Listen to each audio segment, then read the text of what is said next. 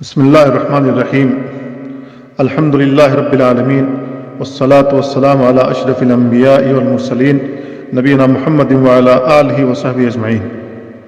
شیخ الاسلام محمد بن عبد الوہاب رحمہ اللہ اپنی کتاب التوحید میں 40واں باب اس طرح قائم کرتے ہیں: باب من جحد شیئا من الاسماء والصفات۔ شیخ الاسلام محمد بن عبد الوہاب رحمہ اللہ اس باب میں ان لوگوں کا حکم بیان کرنا چاہتے ہیں جو اللہ تعالیٰ کے اسماء و صفات میں سے کسی کا انکار کر دیں یا اسے تسلیم نہ کریں۔ شیخ الاسلام نے اس کتاب میں زیادہ تر توحید الوہیت کے تعلق سے باتیں بیان کی ہیں، کیونکہ لوگوں کی اکثریت اسی باب میں گمراہ ہوئی ہے۔ تمام انبیاء اپنی اپنی قوموں کو اسی کی طرف دعوت دیتے رہے۔ کفار و مشرکین توحید ربوبیت کے عموماً قائل رہے ہیں، حتیٰ کہ کفار مکہ بھی اس کے قائل تھے۔ ان کا عقیدہ تھا کہ اللہ ہی خالق، مالک، رازق اور مدبر ہے، جیسا کہ اللہ تعالیٰ نے فرمایا: وَلَئِن سَأَلْتَهُم مَّنْ خَلَقَ السَّمَاوَاتِ وَالْأَرْضَ لَيَقُولُنَّ خَلَقَهُنَّ الْعَزِيزُ الْعَلِيمُ۔ اگر آپ ان سے پوچھیں کہ آسمان و زمین کی تخلیق کس نے کی ہے، تو وہ کہیں گے کہ ان کی تخلیق غالب اور علم والی ذات نے کی ہے۔ دوسری آیت میں فرمایا: وَلَئِن سَأَلْتَهُم مَّنْ خَلَقَهُمْ لَيَقُولُنَّ اللَّهُ۔ اگر آپ ان سے پوچھیں کہ انہیں کس نے پیدا کیا ہے، تو وہ کہیں گے کہ اللہ تعالیٰ نے۔ ایک اور آیت میں فرمایا: قُلْ مَن رَّبُّ السَّمَاوَاتِ السَّبْعِ وَرَبُّ الْعَرْشِ الْعَظِيمِ سَيَقُولُونَ لِلَّهِ۔ اے نبی آپ کہہ دیجئے کہ ساتوں آسمان کا رب کون ہے اور عرش عظیم کا رب کون ہے، تو وہ کہیں گے کہ اللہ تعالیٰ۔ ایک اور آیت میں فرمایا: قُلْ مَن بِيَدِهِ مَلَكُوتُ كُلِّ شَيْءٍ وَهُوَ يُجِيرُ وَلَا يُجَارُ عَلَيْهِ إِن كُنتُمْ تَعْلَمُونَ سَيَقُولُونَ لِلَّهِ۔ تو اللہ کے ہاتھ میں بادشاہت ہے، اللہ ہی کی ہر چیز، اللہ ہی کی ملکیت ہے ہر چیز، وہی پناہ دیتا ہے، اس پر کوئی پناہ نہیں دیا جا سکتا۔ اگر تم جانتے ہو تو کہیں گے کہ اللہ تعالیٰ۔ دوسری آیت میں فرمایا: قُلْ مَن يَرْزُقُكُم مِّنَ السَّمَاءِ وَالْأَرْضِ أَمَّن يَمْلِكُ السَّمْعَ وَالْأَبْصَارَ وَمَن يُخْرِجُ الْحَيَّ مِنَ الْمَيِّتِ وَيُخْرِجُ الْمَيِّتَ مِنَ الْحَيِّ وَمَن يُدَبِّرُ الْأَمْرَ فَسَيَقُولُنَّ اللَّهُ فَقُلْ أَفَلَا تَتَّقُونَ۔ اے نبی آپ کہہ دیجئے کہ آسمان و زمین سے تمہیں کون رزق پہنچاتا ہے؟ کون ہے جو سمع اور بصر کا مالک ہے؟ کون ہے جو زندے کو مردے سے نکالتا ہے اور مردے کو زندے سے نکالتا ہے؟ کون ہے جو تمام امور کی تدبیر کرتا ہے، اس کائنات کو چلاتا ہے؟ تو وہ کہیں گے کہ اللہ تعالیٰ۔ تو اے نبی آپ کہہ دیجئے کہ پھر تم ڈرتے کیوں نہیں؟ سورہ یونس کی آیت ہے۔ یہ قرآن کریم کی گواہی ہے کہ وہ لوگ توحید ربوبیت پر ایمان رکھتے تھے، اس کے باوجود انہیں مسلمان نہیں تسلیم کیا گیا، کیونکہ وہ توحید الوہیت میں سے اللہ تعالیٰ کے ساتھ اوروں کو شریک بناتے تھے، تنہا اللہ کی عبادت نہیں کرتے تھے بلکہ اس کی عبادت میں دوسروں کو شریک کرتے تھے۔ توحید اسماء و صفات دراصل توحید ربوبیت ہی کی قسم ہے، لیکن اس کی اہمیت اور نزاکت کے پیش نظر الگ قسم بنا کر بیان کیا گیا ہے۔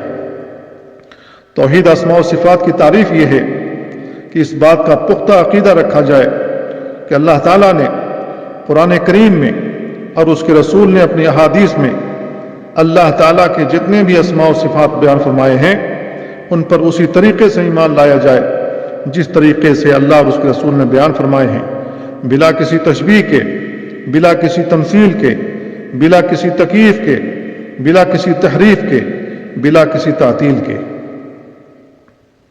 اگر اس طریقے سے ہم ایمان لاتے ہیں تو ہماری توحید اسماء و صفات مکمل ہوتی ہے، درست ہوتی ہے۔ توحید اسماء و صفات کے دلائل قرآن کریم میں بہت ہیں، احادیث میں بھی اس کے دلائل موجود ہیں۔ اللہ رب العالمین کا فرمان ہے: وَلِلَّهِ الْأَسْمَاءُ الْحُسْنَىٰ فَادْعُوهُ بِهَا وَذَرُوا الَّذِينَ يُلْحِدُونَ فِي أَسْمَائِهِ سَيُجْزَوْنَ مَا كَانُوا يَعْمَلُونَ۔ اللہ کے اچھے اچھے نام ہیں، اسے انہی ناموں سے موسوم کیا کرو ایسے لوگوں سے تعلق نہ رکھو جو اس کے ناموں میں الحاد کرتے ہیں، ان لوگوں کے لیے ان لوگوں کے کیے کی سزا ضرور ملے گی، اللہ رب العالمین انہیں اس کا بدلہ ضرور دے گا، اس کی سزا ضرور عطا کرے گا۔ اس آیت کریمہ میں اللہ تعالیٰ نے اپنے لیے اسماء ثابت کیے ہیں اور یہ خبر دی ہے کہ وہ بہترین اور اچھے ہیں، انہی کے ذریعے اپنے آپ کو پکارنے کا حکم دیا ہے۔ مثلا یوں کہا جائے اے اللہ، اے رحمان، اے رحیم، اے حی و قیوم وغیرہ، اور ان لوگوں کے سلسلے میں وعید بیان کی جو اس کے ناموں میں الحاد اور کجروی اختیار کرتے ہیں، یا تو سرے سے اللہ تعالیٰ کے ان ناموں کی نفی کر دیتے ہیں، یا ایسے معنی کے ذریعے ان کی تعویل کرتے ہیں جو درست نہیں، یا اس کے علاوہ الحاد کی کوئی صورت اپناتے ہیں۔ ان کے بارے میں اللہ کی یہ وعید ہے کہ وہ انہیں ان کے برے کردار کا ضرور بدلہ دے گا۔ ایک اور آیت میں اللہ تعالیٰ نے فرمایا اللہ لا الہ الا ہو لہ الاسماء الحسنی، اللہ کی ذات وہ ہے جس کے سوا کوئی معبود برحق نہیں، بہترین نام اسی کے ہیں۔ سورۃ طٰہٰ میں اللہ تعالیٰ نے یہ بات بیان فرمائی۔ سورۃ الحشر کے اخیر میں اللہ تعالیٰ نے ایک ساتھ اپنے کئی ناموں کو بیان کیا ہے جو اللہ تعالیٰ کے لیے اسماء حسنہ کی اس بات پر واضح دلیل ہیں۔ سنت رسول اللہ صلی اللہ علیہ وسلم سے اللہ کے اسماء حسنہ کے ثبوت پر ابو ہریرہ رضی اللہ تعالیٰ عنہ کی حدیث دلیل ہے کہ ان للہ 99 اسما 100 الا واحدہ من احصاها دخل الجنہ، اللہ تعالیٰ کے 99 ایک کم 100 نام ہیں، ایسے ہیں جس نے ان کا احصاء کیا وہ جنت میں داخل ہوگا۔ اللہ تعالیٰ کے اسماء حسنہ صرف 99 عدد میں محصور نہیں ہیں۔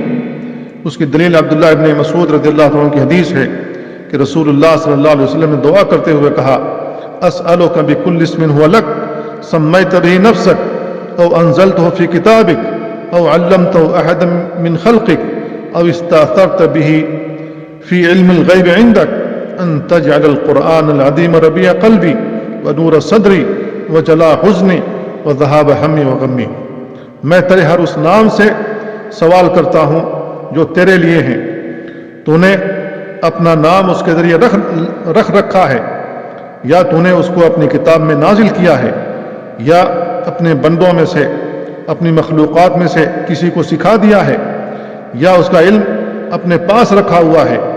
قرآن کریم کو میرے دل کا بہار بنا دے، میرے سینے کا نور بنا دے، میرے ہم اور غم کو دور کر دے۔ اللہ تعالیٰ کا ہر ایک اسم، ہر ایک نام اس کی صفات میں سے ایک صفت پر مشتمل ہے۔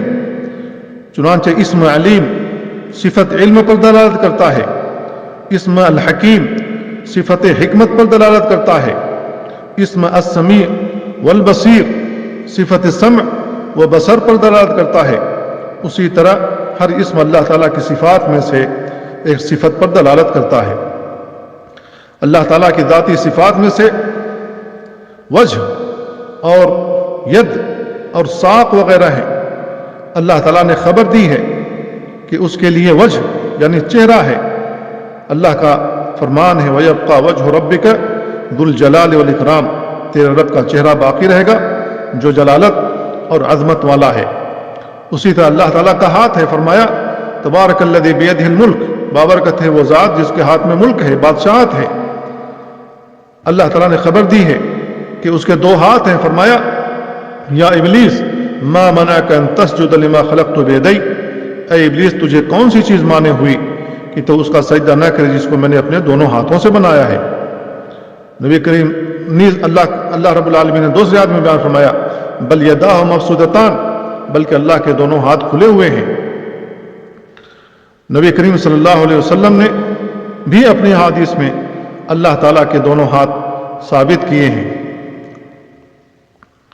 اللہ رب العالمین خوش ہوتا ہے، یہ اس کی صفت ہے۔ اللہ تعالیٰ محبت کرتا ہے، یہ اس کی صفت ہے۔ اللہ تعالیٰ غضبناک ہوتا ہے، یہ بھی اس کی صفت ہے۔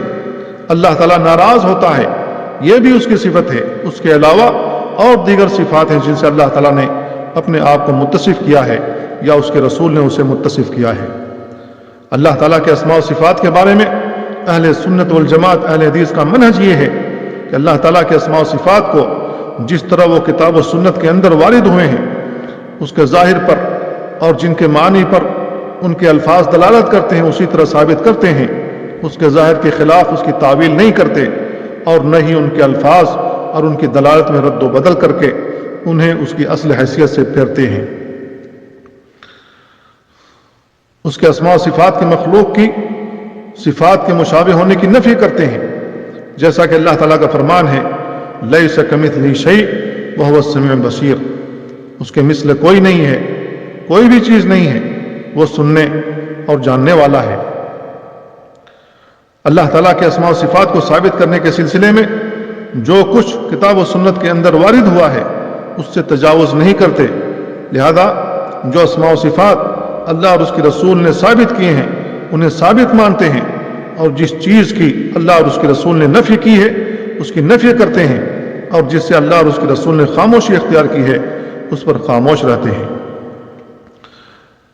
یہ اعتقاد رکھتے ہیں کہ اسماء و صفات کے ضمن میں آنے والی آیات محکمات ہیں جن کا معنی سمجھا جا سکتا ہے اور اس کی تفسیر کی جا سکتی ہے، وہ متشابہات کی قسم سے نہیں ہیں، لہذا اس کے معنی و مفہوم کے علم کو اللہ کی طرف نہیں پھیرتے، جیسا کہ بعض معاصرین ان کے متعلق کذب بیانی کرتے ہوئے یا ان کے منہج سے ناواقفیت کی بنا پر ان کی طرف اس چیز کو منسوب کر دیتے ہیں۔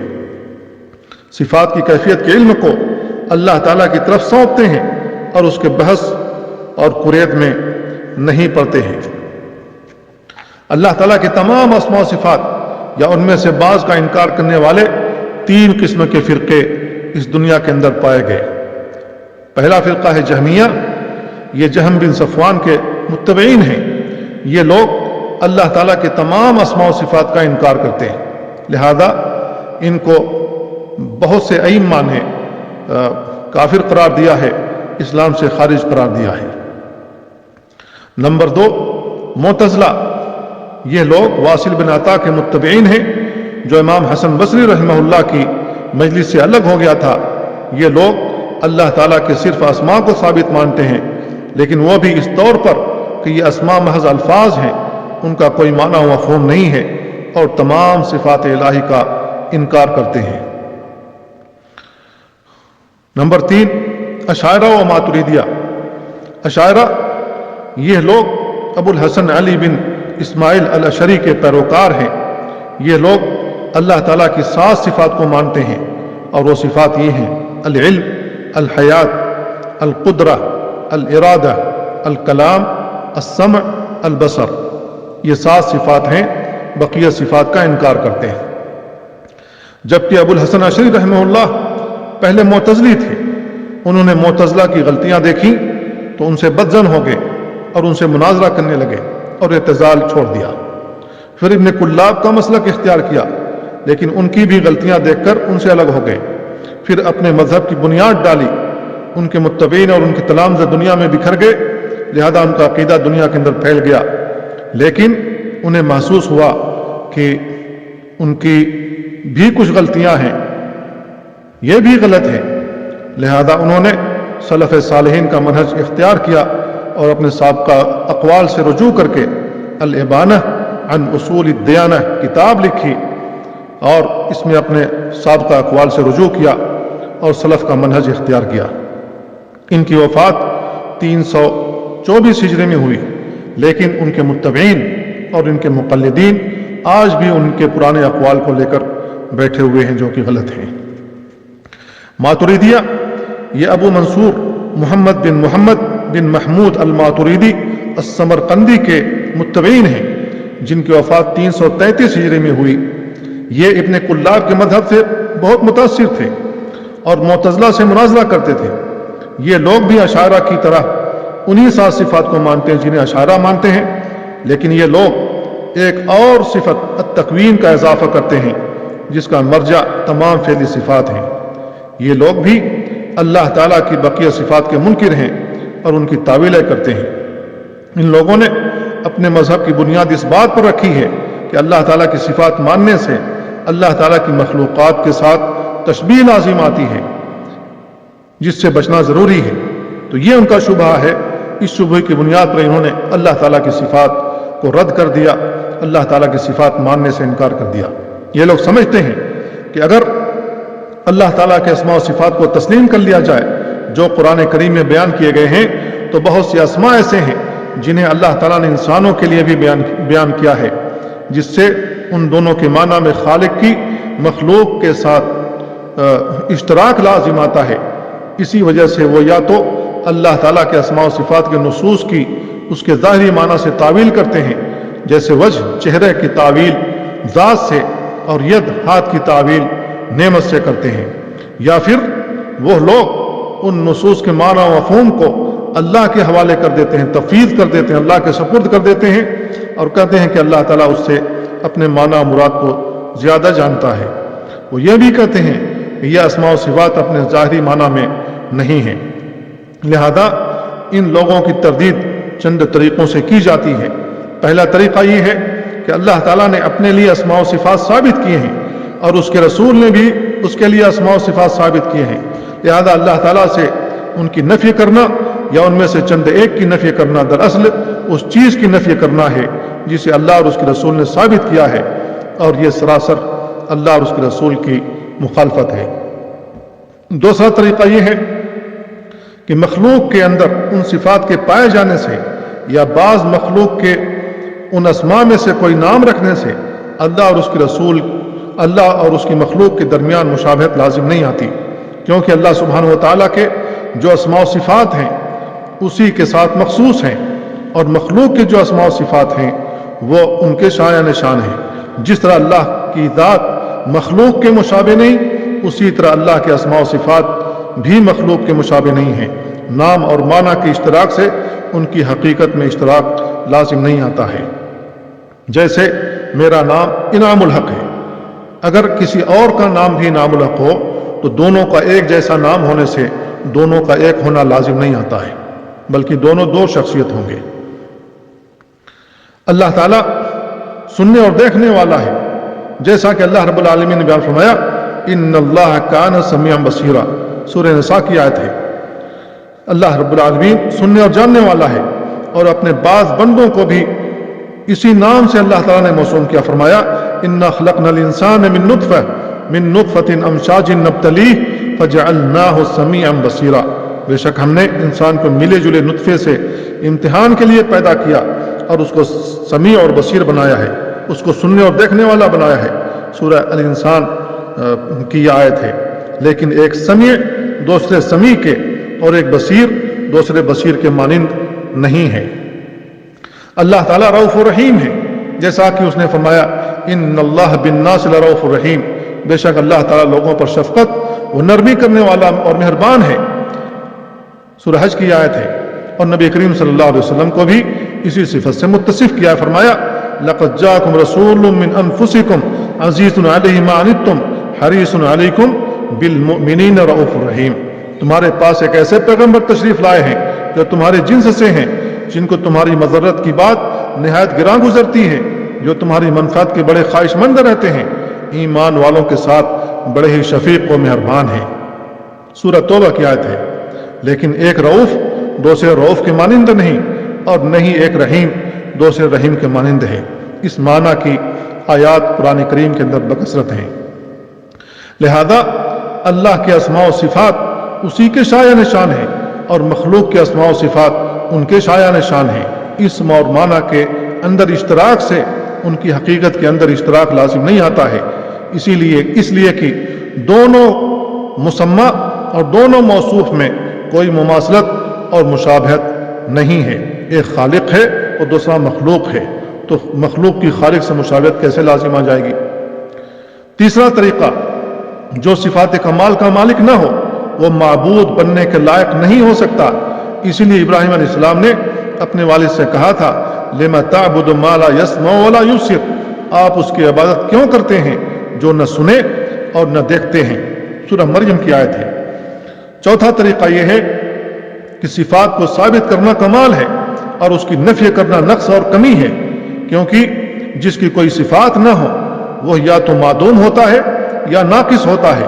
اللہ تعالیٰ ان دونوں سے منزہ و مبرہ ہے۔ پانچواں طریقہ، صفات کے ان کے ظاہری معنی سے تعویل کرنے کی کوئی دلیل نہیں ہے، لہذا وہ باطل ہے، اور اس کے معنی کو اللہ کے سپرد کرنے سے یہ لازم آتا ہے کہ اللہ تعالیٰ نے قرآن مجید کے اندر ہمیں ایسی چیزوں سے مخاطب کیا ہے جس کا معنی و مفہوم ہم نہیں سمجھ سکتے، جبکہ اللہ تعالیٰ نے ہمیں حکم دیا ہے کہ ہم اسے اس کے ناموں کے ذریعے پکاریں، تو پھر ہم اسے ایسی چیز کے ذریعے کیسے پکاریں جس کا معنی ہی ہم نہیں سمجھتے ہیں۔ لہذا اس سے واضح ہو گیا کہ اللہ تعالیٰ کے اسماء و صفات جو اس کے شائن شان ہیں، مخلوق سے ان کی مشابہت کی نفی کرتے ہوئے ثابت ماننا ضروری ہے۔ اللہ تعالیٰ کا فرمان ہے لیس کمثلہ شیء وہو السمیع البصیر، اس کے مثل کوئی چیز نہیں، وہ سننے اور دیکھنے والا ہے۔ اس آیت میں اللہ تعالیٰ نے اپنی ذات سے ہر چیز کی مشابہت کی نفی کی ہے اور اپنے لیے صفت سمع و بصر ثابت کیا ہے۔ اس سے پتہ چلتا ہے کہ صفات کو ثابت ماننے سے تشبیہ لازم نہیں آتی ہے۔ اسی طرح یہ بھی معلوم ہوا کہ مشابہت کی نفی کے ساتھ صفات کو ثابت کرنا واجب ہے۔ شیخ الاسلام محمد بن عبد الوہاب رحمہ اللہ نے باب قائم کرنے کے بعد سب سے پہلے قرآن کریم کی یہ آیت ذکر کی ہے، وَهُمْ يَكْفُرُونَ بِالرَّحْمَنِ قُلْ هُوَ رَبِّي لَا إِلَٰهَ إِلَّا هُوَ عَلَيْهِ تَوَكَّلْتُ وَإِلَيْهِ مَتَابِ۔ سورہ رات کی آیت ہے۔ یہ لوگ رحمان کو نہیں مانتے، آپ ان سے کہہ دیں کہ وہی رحمان میرا رب ہے، اس کے سوا کوئی معبود برحق نہیں، میرا اسی پر توکل ہے اور وہی میری پناہ گاہ ہے۔ اس باب کا توحید کے مسائل کے ساتھ دو طرح سے ربط ہے اور تعلق ہے۔ پہلا یہ ہے کہ توحید الوہیت کی دیگر بہت سے دلائل کے ساتھ ساتھ ایک بہت بڑی دلیل یہ بھی ہے کہ وہ اللہ اپنے اسماء اور اپنی صفات میں یکتا اور اکیلا ہے، اس کی کسی صفت میں کوئی دوسرا شریک نہیں ہے۔ اسی طرح وہ حق عبادت میں بھی اکیلا اور منفرد ہے، اس کا کوئی ثانی نہیں ہے، اس کا کوئی ان میں شریک نہیں ہے۔ نمبر دو، اللہ تعالیٰ کے کسی اسم اور کسی صفت کا انکار کرنے سے انسان شرک و کفر کا مرتکب اور دار اسلام سے خارج قرار پاتا ہے۔ جب کسی انسان کو معلوم ہو کہ اللہ کا فلاں اسم اور فلاں صفت ثابت ہے اور اسے خود اللہ تعالیٰ نے یا اس کے رسول نے بیان فرمایا ہے، پھر وہ اس کا انکار اور اس کی نفی کر دے تو وہ کفر کا مرتکب ہوگا، کیونکہ اس نے کتاب و سنت کی تکذیب کر دی اور اسے جھٹلا دیا۔ تو آیت کے اندر الرحمن اللہ عز و جل کے ناموں میں سے ایک نام ہے۔ مشرکین و کفار مکہ کہا کرتے تھے کہ ہم تو صرف یمامہ کے رحمان کو جانتے ہیں، اس کے سوا کسی رحمان کو نہیں جانتے۔ انہوں نے اللہ تعالیٰ کے نام رحمان کا انکار کیا اور اس طرح وہ ذات باری تعالیٰ کے منکر و کافر ہوئے، اس لیے کہ اللہ عز و جل نے فرمایا وَهُمْ يَكْفُرُونَ بِالرَّحْمَنِ، وہ رحمان کے ساتھ کفر کرتے ہیں، یعنی اللہ کے نام رحمان کے ساتھ وہ کفر کرتے ہیں۔ لفظ الرحمن اللہ تعالیٰ کی صفت رحمت پر دلالت کرتا ہے، اسی طرح اللہ تعالیٰ کا ہر نام اس کی کسی نہ کسی صفت پر ضرور دلالت کرتا ہے، بلکہ اللہ تعالیٰ کا ہر نام بیک وقت دو چیزوں پر دلالت کرتا ہے، ایک تو ذات باری تعالیٰ اور دوسری وہ صفت جس کا مفہوم یہ نام ادا کرتا ہے۔ اسی لیے جب ہم کہتے ہیں کہ اللہ تعالیٰ کا ہر نام اس کی کسی نہ کسی صفت کو متضمن ہوتا ہے، تو پھر لفظ اللہ جو کہ اللہ تعالیٰ کا ذاتی نام ہے یہ مشتق ہے اور الوہیت یعنی عبادت کا معنی و مفہوم اپنے اندر لیے ہوئے ہے۔ اہل علم کے اقوال میں سے صحیح ترین قول یہی ہے۔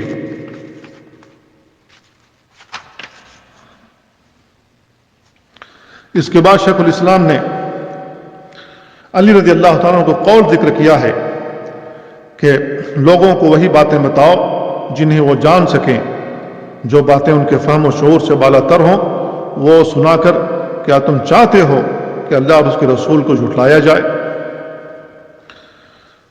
صحیح بخاری میں یہ موجود ہے۔ علی رضی اللہ تعالیٰ عنہ کا یہ قول اس بات کی دلیل ہے کہ بعض علمی باتیں ہر کسی کو بتانے کے قابل نہیں ہوتی، مثلا توحید اسماء و صفات کے وہ دقیق مسائل جنہیں سمجھنا ہر کسی کے بس کی بات نہیں، ان کے بارے میں عوام سے یہی کہا جائے گا کہ ان پر اجمالی طور پر ایمان رکھیں، کیونکہ اللہ تعالیٰ کے اسماء و صفات کا انکار کرنے کا ایک سبب یہ بھی ہے کہ بسا اوقات کوئی انسان، کوئی آدمی لوگوں کے سامنے اسماء و صفات سے متعلقہ کوئی ایسی بات کر دیتا ہے جسے سمجھنے سے وہ یکسر قاصر ہوتے ہیں، لہذا سرے سے اس کا انکار ہی کر ڈالتے ہیں۔ اس لیے ہر مسلمان پر، خصوصاً اہل علم پر واجب اور ضروری ہے کہ وہ لوگوں کو اللہ اور اس کے رسول کے فرامین کے منکر نہ بنائے، یعنی لوگوں سے ایسی باتیں ہرگز بیان نہ کریں جنہیں سمجھنے سے وہ بالکل قاصر ہوں اور ان کی عقلیں وہاں تک رسائی نہ کر سکتی ہوں، جس کے نتیجے میں وہ اللہ اور اس کے رسول کے فرامین کو جھٹلانے والے اور ان کی تکذیب کرنے والے بن جائیں۔ اس کے بعد شیخ الاسلام نے ابن عباس رضی اللہ تعالیٰ عنہ کی یہ بات ذکر کی ہے کہ ابن عباس رضی اللہ عنہما نے ایک شخص کو دیکھا جسے صفات باری تعالیٰ کے بارے میں ایک حدیث سن کر یوں کپ کپی آ گئی، گویا اسے یہ حدیث اچھی نہیں لگی اور وہ اسے اجنبی سا محسوس کر رہا ہے۔ تو یہ منظر دیکھ کر ابن عباس رضی اللہ عنہ نے کہا، ان لوگوں کا ڈر عجیب ہے کہ اللہ کی محکم آیات سن کر ان پر رقت طاری ہو جاتی ہے اور متشابہ آیات سن کر اور نہ مان کر ہلاکت میں پڑے جاتے ہیں۔ مصنف عبدالرزاق میں یہ موجود ہے۔ اس شخص نے اس حدیث کو اجنبی سا محسوس کیا اور سن کر کانپ گیا۔ اس کی وجہ یہ تھی کہ اس نے یہ سمجھا کہ اللہ تعالیٰ کی صفت میں مخلوق کے ساتھ مماثلت اور تشبیہ پائی جاتی ہے۔ اسی مماثلت اور تشبیہ کا تصور اس کے ذہن میں آنے سے اس کے دل میں ایک صفت الہی کے خوف اور ڈر پیدا ہو گیا۔ حالانکہ ہر مسلمان مرد و عورت پر واجب ہے کہ وہ جب بھی اللہ تعالیٰ کی کوئی صفت قرآن و حدیث میں پڑھے یا سنے تو اس کا وہی مفہوم لے جو دیگر صفات کا لیا جاتا ہے، اور وہ یہ ہے کہ اللہ تعالیٰ کے لیے صفات کو اس طرح ثابت کیا جائے کہ ان میں مخلوق کے ساتھ کسی طرح سے کوئی تشبیہ اور تمثیل نہ دی جائے، اور نہ ہی اس کی کیفیت بیان کی جائے، اور نہ ہی اس کی تعطیل کیا جائے، انکار کیا جائے۔ ابن عباس رضی اللہ عنہما نے اس شخص کے دل کی کیفیت کو محسوس کر کے تعجب کا اظہار کیا کہ یہ لوگ کیسے عجیب ہیں کہ جب ایسی بات سنتے ہیں جس کا انہیں علم ہوتا ہے تو ان کے دلوں میں رقت آ جاتی ہے، اور جب کتاب و سنت کی کوئی ایسی بات سنتے ہیں جو ان کی عقلوں سے بالا تر ہوتی ہیں تو ان پر ایمان بالغیب رکھنے کے بجائے اس کی غلط تعویل، نفی اور انکار کر کے خود کو ہلاکت کے گڑھے میں ڈالتے پھرتے ہیں۔ شیخ الاسلام نے اس کے بعد یہ ذکر کیا کہ جب قریش نے نبی کریم صلی اللہ علیہ وسلم سے رحمان کا ذکر کیا تو انہوں نے اس کا انکار کیا، تو اللہ تعالیٰ نے ان کے بارے میں آیت نازل فرمائی، وَهُمْ يَكْفُرُونَ بِالرَّحْمَانِ، وہ رحمان کو نہیں مانتے بلکہ اس کا کفر کرتے ہیں۔ نبی کریم صلی اللہ علیہ وسلم نے صلح حدیبیہ کے موقع پر جب بسم اللہ الرحمن الرحیم لکھوایا تو انہوں نے کہا کہ رحمان کیا ہے ہم نہیں جانتے ہیں، لہذا اللہ کے نبی صلی اللہ علیہ وسلم کو ان لوگوں نے کہا کہ جیسے ہم لوگ لکھا کرتے تھے باسمہ تعالیٰ اسی طریقے سے یہ معاہدہ لکھوائیں۔ نبی کریم صلی اللہ علیہ وسلم نے وہ مٹوا کر کے بسم اللہ الرحمن الرحیم مٹوا کر کے باسمہ تعالیٰ لکھوایا۔ تو انہوں نے کہا کہ ہم رحمان کو نہیں جانتے۔ اس واقعے سے بھی ثابت ہے کہ ان لوگوں نے کہا کہ ہم رحمان کو نہیں جانتے، جبکہ رحمان اللہ رب العالمین کا نام ہے۔ قل ادعوا اللہ او ادعوا الرحمن ایم، چاہے اللہ کو پکارو یا رحمان کو پکارو، دونوں اللہ رب العالمین کے نام ہیں، دونوں ہی اللہ رب العالمین کے نام ہیں۔ تو اللہ رب العالمین کے جتنے بھی نام ہیں ان پر ایمان لانا چاہیے، اور ان پر اسی طریقے سے ایمان لانا چاہیے جس طریقے سے صحابہ اور تابعین ایمان رکھتے تھے۔ ان کی تعویل نہیں کرنی چاہیے، تحریف نہیں کرنی چاہیے، تشبیہ نہیں کرنی چاہیے، تمثیل نہیں کرنی چاہیے، تکییف نہیں کرنی چاہیے۔ شیخ الاسلام نے یہ باتیں بیان کر کے اس سے چند مسائل کا استخراج کیا ہے۔ پہلا مسئلہ یہ ہے، اس سے معلوم ہوا کہ اللہ تعالیٰ کے کسی نام یا کسی صفت کے انکار سے ایمان بالکلیہ ختم ہو جاتا ہے۔ نمبر 2، اس باب سے سورہ رات کی آیت نمبر 30 کی تفسیر بھی واضح ہوئی جس میں اللہ تعالیٰ کی صفت رحمان کا تذکرہ ہے۔ نمبر 3، یہ بھی معلوم ہوا کہ جو بات سامع کے فہم سے بالا تر ہو اسے بیان نہیں کرنا چاہیے۔ نمبر 4، اس کی وجہ یہ بھی بیان ہوئی ہے کہ اس سے سامع اللہ اور اس کے رسول کی تکذیب کا خامخواہ مرتکب ہو جاتا ہے، اگرچہ اس کا مقصد و ارادہ تکذیب کا نہ بھی ہو۔ نمبر 5، ابن عباس رضی اللہ عنہ کے قول سے واضح ہوا کہ اللہ تعالیٰ کے کسی نام یا صفت کا انکار ہلاکت و تباہی کا سبب ہے۔ اللہ تعالیٰ سے دعا ہے اللہ تعالی ہمیں صحیح معنوں میں اللہ تعالیٰ کے اسماء و صفات پر ایمان رکھنے کی توفیق عطا فرمائے اور الحاد سے ہمیں اور ہمارے اولادوں کو بچائے۔ وصلی اللہ وسلم علی نبینا محمد وعلی آلہ وصحبہ اجمعین۔